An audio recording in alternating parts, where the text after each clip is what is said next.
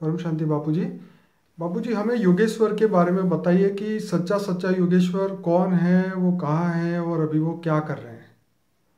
देखो, एक योगेश्वर करके संप्रदाय है पूरा।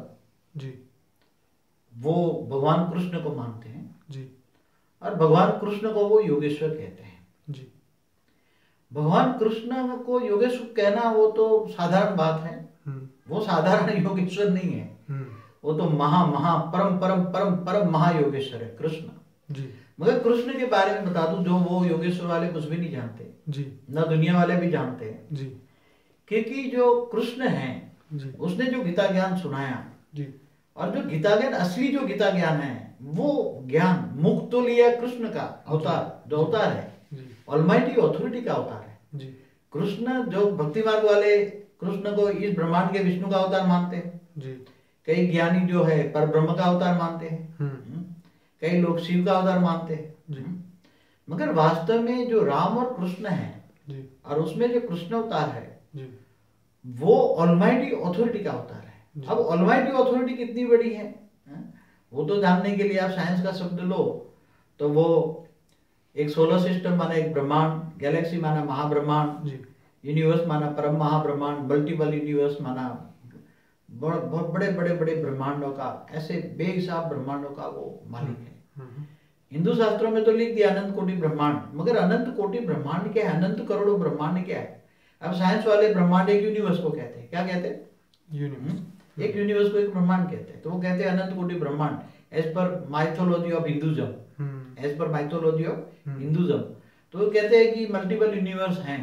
जैसे सागर के किनारे रेत के दाने, इतने यूनिवर्स हैं। बिल्कुल। जैसे सागर के किनारे रेत के दाने नहीं गिन सकते, इतने यूनिवर्स नहीं गिन सकते। जी बिल्कुल। मगर ये यूनिवर्स जिनको मल्टीपल यूनिवर्स कहते हैं वो भी कुछ नहीं है। तो कृष्ण इतनी बड़ी हस्ती है, मगर एक्चुअली क्या हुआ, गीता ज्ञान भी लुप्त हो गया। क्या हुआ?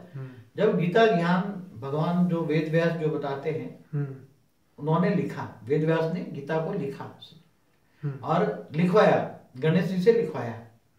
भगवान वेद व्यास ने दिव्य दृष्टि से जब ज्ञान दिया, तब वो ज्ञान उन्होंने दिव्य दृष्टि से सुना और अपनी आत्मा में रिकॉर्डिंग किया।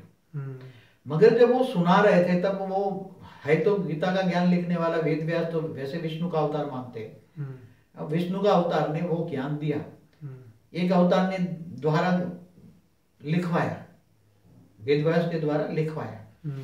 तो जब ज्ञान लिखवाया तो उसने अंदर जो रिकॉर्डिंग पड़ा था वो पूरा इमर्ज नहीं कर पाए, और जो शब्द जो पूरा ज्ञान दिया था अनंत कोटि ब्रह्मांडों से पूरा मल्टीपल यूनिवर्स का, मतलब बहुत बड़ा बेहद के बेहद का ज्ञान था। और बेहद के बेहद का ज्ञान जब लिखवाने गए बैठे, तो महर्षि जो वेद व्यास वो पूरा लिखो इमर्ज ही नहीं कर पाए, उनके पास शब्द भी नहीं लिख पाए, और जिन्होंने स्थूल शब्दों का प्रयोग करके लिखा, इसलिए सारा गीता ज्ञान थूल में हो गया। और उन्होंने आधा लिखवाया, फिर बाद में 5,000 सालों में लोगों ने जो पढ़ा तो एडिशन, गीता का वर्ड भी एडिशन और ऑल्ट्रेशन होते गए। इसलिए गीता का ज्ञान को समझना कोई साधारण बात नहीं है। और भारत के शास्त्रों में जो वेदों में ज्ञान था, उपनिषदों में ज्ञान था, वो भी लुप्त हो गया। आज तो अनंत कोटि ब्रह्मांड भी शब्द लुप्त होते जा रहे हैं। मैंने एक बार एक बुक पढ़ी थी, वही रिप्रिंट हो गए थे, दोबारा आई तो वहां जो अनंत कोटि ब्रह्मांड शब्द लगे थे, वो वहां उन्होंने अनंत कोटि ब्रह्मांड की जगह अनंत कोटि लोक लिख दिए। क्या लिख दिए? तो ऐसे शब्द समझ में नहीं आते, ऐसे शब्द उन्होंने लोक दिए। इसलिए बेहद के बेहद का जो विश्व है और बेहद के बेहद का विश्व का मालिक है, वो कृष्ण का अवतार है। इसलिए कृष्ण को साधारण योगेश्वर कहना उनको नहीं समझ है, इसलिए अज्ञान भी अंधेरा है। और ये सबको बताना चाहिए कि कृष्ण किसका अवतार है और गीता ज्ञान क्या है। असली गीता ज्ञान सुनना है तो हमारे पास आए, हमारे सारे यूट्यूब देखें। हमने तो गैलेक्सी भी कैसे बने, यूनिवर्स कैसे बना, 100 कला भी दुनिया का ब्रह्मांड मल्टीपल यूनिवर्स कैसे बने, सब बताते हैं।